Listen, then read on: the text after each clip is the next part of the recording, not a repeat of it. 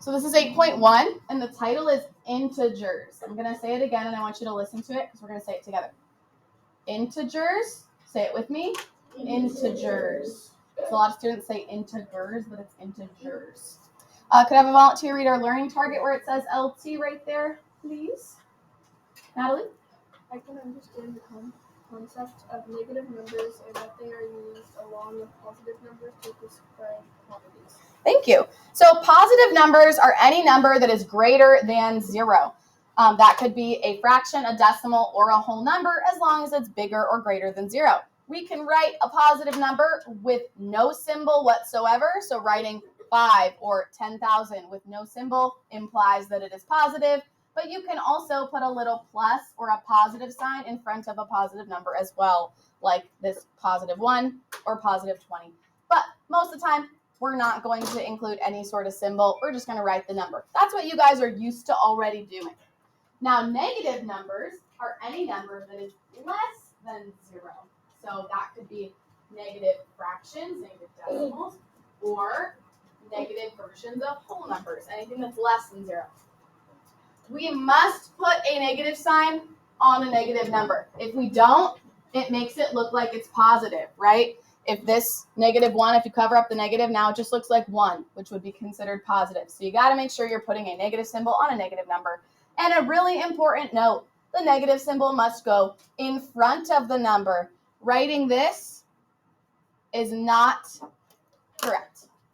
You should not be doing the negative symbol after. Think about how you even say it out loud. We say -1, so the symbol that means negative goes in the front, -1. Two numbers that are the same distance from 0 on a number line, but on opposite sides of 0, so 0 is in the middle, we have one on the left and one on the right, and they're the same distance apart. Those numbers are called opposites because they're the same distance apart from 0, from our middle, but they're on opposite sides. The opposite of 0 is just 0 because it is itself. If opposites are how far it is from 0, 0 is already itself, right? It's just there. So the opposite of 0 is just 0, not -0 or +0, because 0 is neither negative nor positive. It is its own marker. It represents absolutely nothing. So we can't have positive nothing or negative nothing. It's just nothing. It's just 0.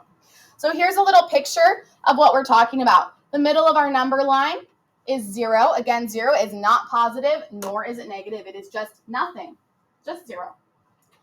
Our positive numbers, because they are greater than 0, they are going to be on the right-hand side of 0, going up 1, 2, 3, 4, 5. We got fractions and decimals in between all those. That's something you guys are already familiar with. The thing we're adding now is that if we go to the left of 0, now we have the negative numbers, because numbers that are less are to the left. So that's why negative numbers are less than 0. -1, -2, -3, -4, -5, so on and so forth. Again, we have negative fractions and decimals in between. And then an example of opposites would be that -4 and +4 are opposites because they are the same distance away from 0. They are both 4 units away from 0, but one is on the right-hand side and one is on the left-hand side.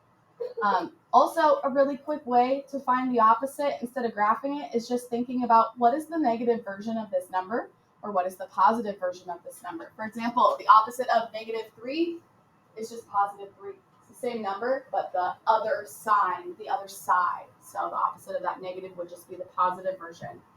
If we were talking about the opposite of +10, does anybody know what that would be? You can say it if you know it. Yeah, just the opposite version, the number that's on the other side, but the same amount away, so -10. So we're going to go ahead and just answer a few questions, and then that's it. Then we're done.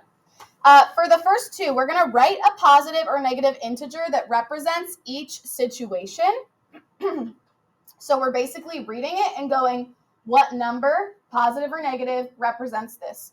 So this one says a contestant gains 250 points on a game show.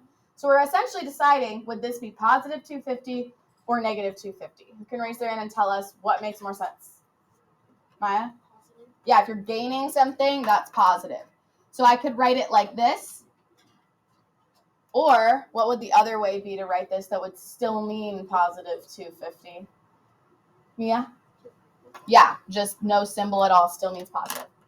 That's all this question is asking for. It's saying, decide if this number should be positive or negative based on the words. And then the second one, gasoline freezes at 40 degrees below zero. So we're deciding, is this positive 40 or negative 40? Javian? Which one of these is the correct way to write negative 40? The thing on the left or the thing on the right? Neil? So we want this one, not that one. Questions about those two?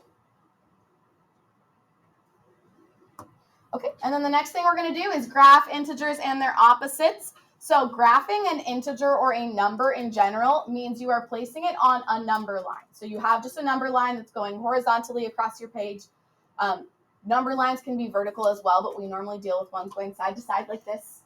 Okay, it's got numbers on it, and we put a dot or a point on our specific number. In this case, we're doing integers. So I'm going to draw a number line first. That's what a number line looks like. Should have arrows on either end. What number is going to go in the middle of my number line, Emma? 0. There will become a point later in this chapter where we may not actually want 0 in the middle, and we'll talk about that when we get there. But in general, when we're thinking about positives and negatives, yeah, 0 is that middle marker between them. Now I need to graph the integer 3, so I'm going to do 3 tally marks. 1, 2, 3. I'm going to label that 3. And putting the dot or the point, that's what graphing is, actually physically putting that little dot there. I don't need to label these other 2 because if I know that that one's 3, I know the other ones are 1 and 2. This question isn't done. It also says to graph the opposite. So what is the other thing I would need to graph if it's telling me to graph this and its opposite? Aubrey? Yeah, and I need to also do negative 3. So I'm going to go, again, 3 tally marks out, but on the left. So this is negative 1, negative 2, and then negative 3 out here. And again, putting a dot. Now this question is complete because now I have graphed both the integer, the number, and its opposite. And then we have one more. Again, it's graphing an integer and its opposite. So I'm going to draw my number line and put my 0 in the middle. This time, the number that I am graphing first is negative 2.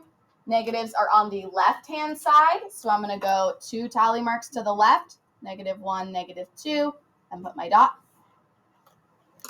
What is the other number that I should be graphing in this case? What is the opposite of that negative 2? Shelby? Just 2 or positive 2. So I'm going to do 2 to the right, 1, 2, and place my dot. There's one more thing I do want to mention before we finish this lesson completely that I kind of skipped over a little bit and didn't go into a ton of detail. Notice that we have a definition of what integers are right here, and it says it's the set of whole numbers and their opposites. So I just want to really quickly review for you what the whole numbers are. The whole numbers start at 0 and then just go up by 1. So 0, 1, 2, 3, 4, 5. Those are called whole numbers.